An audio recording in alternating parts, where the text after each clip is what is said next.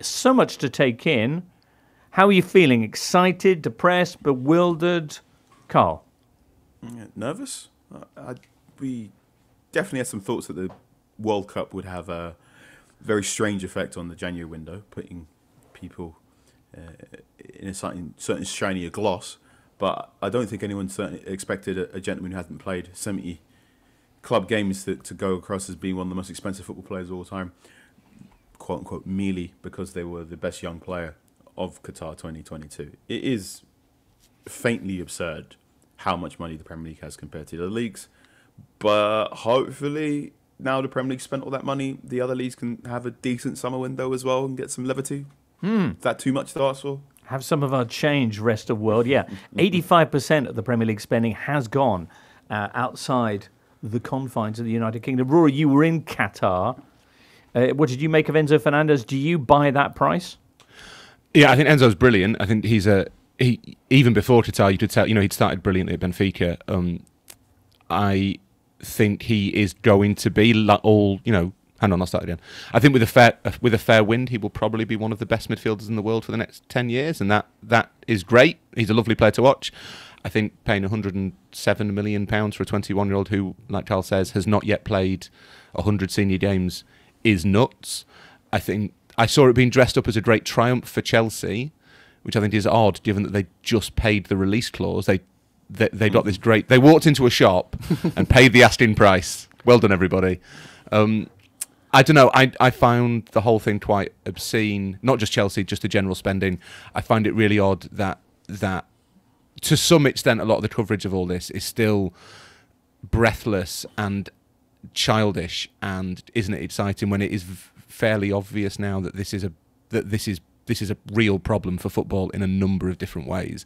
And yeah, it's great. Chelsea fans will be really excited. They've got loads of great players that they signed.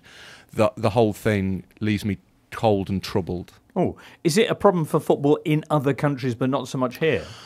I think it's a massive problem for Europe and beyond for South America. Carl's completely right that there is a trickle-down logic to football, and if you speak to people at the kind of traditional selling clubs, people like Club Bruges or Ajax or Benfica, a great example, they will tell you that money from the Premier League is kind of what they need to keep their models going, to allow them to find the next Enzo Fernandez, the next Darwin Nunez, the next Angel Di Maria, and that's something that I think football needs to be a bit more conscious of, because there will be more.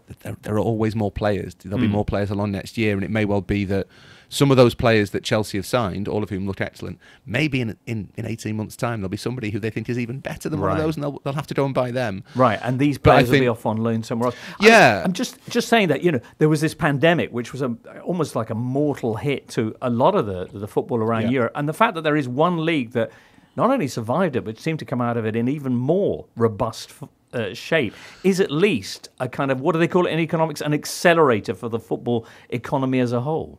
Yeah, there is that argument, and I think you have to be really conscious when bemoaning the Premier League's power to remember that a lot of the European clubs are reliant on that money, basically, particularly in the leagues outside the big four on the continent, where the TV rights are still quite healthy. If you're Dutch or Portuguese or Belgian, you need the Premier League coming and buying your players. But I think the disparity between the Premier League and everybody else is incredibly dangerous. I think for all the energy against the Super League, 2 years ago, the idea of a continental Super League is now essentially inevitable. The Premier League is leaving them with no choice. I think for the Premier League itself, it's not necessarily healthy. Javier Tebas is not a reliable witness necessarily, but he's made the point that the league is funded by losses, and it is. And at some point, if the shareholders who are backing those losses walk away, then everyone's got a massive problem. And the final thing, and I think this isn't made enough of generally, there is absolutely no glory in what any of these teams are doing. The glory in this situation belongs to Benfica. Benfica deserve huge credit for going and getting Enzo for €18 million, plus the 34 they now have to give River Plate as the sell-on, finding a gem of a player and then making a massive profit. That is a test of your club's institutional strength. What Chelsea and the others in the Premier League do takes very little skill. It requires it's not a test of sporting merit in any way. You are celebrating rich people being able to buy things. And if that's your thing, great. But it doesn't really do it for me. All right, Benfica, of course, have previously pulled that trick off with João Felix and a number of other players. Duncan? I mean, Benfica did once sign Brian Deane from England. So, times change. I mean, no more so than the fact that Bournemouth are essentially can outbid all the big. I remember watching Serie A in the 90s, presented by some guy.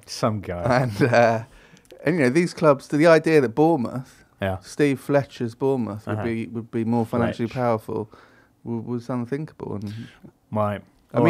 Milan are still licking their wounds from the fact that they considered going for Nicola Zaniolo at Roma and couldn't get close to the wage packet that Bournemouth were offering. Just couldn't get anywhere near it. That is the reality that we're in, and that has a knock-on effect for the Premier League clubs as well, because there is nobody to sell these players to.